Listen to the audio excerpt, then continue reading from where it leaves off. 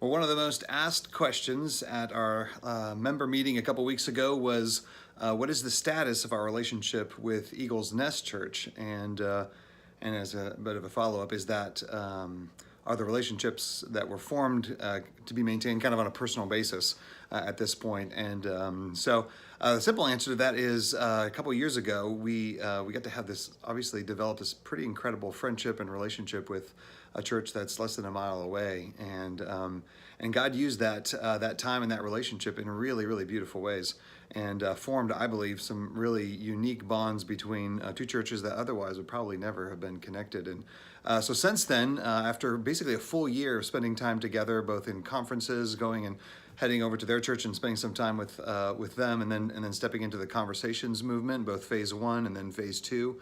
And in cooperation and connection with Lee, Pastor Lee, and the leadership over there, one of the things that became pretty clear was that the Eagles Nest, and particularly the leadership, was interested in trying to expand, not go deeper necessarily in the arena of conversation and dialogue related to race with one particular church or one entity, which makes a ton of sense.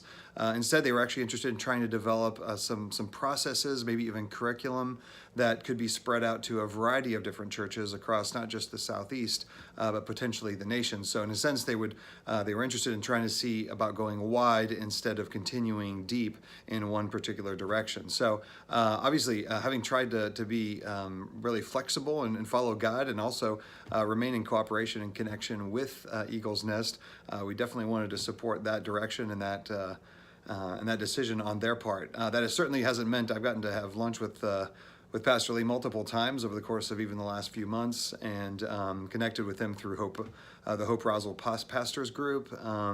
Additionally, if there's going to be maybe some connectivity in the future, the most likely environment or avenue would be for us and Eagles Nest, and honestly several other churches in the Roswell area, to try and connect over something like a night of prayer and worship, or something of that nature. So that's been in discussion. It's been brought up a couple different times. Right now it has more to do with trying to align all the key principal players to make that happen than anything. But we're really, really grateful for the history, connectivity, and affinity that we now have with our brothers and sisters and friends from Eagles Nest. So I happen to know from several people that you all have been able to maintain the friendships and the relationships that you developed during the Conversations movement, and I hope that that's something that can continue.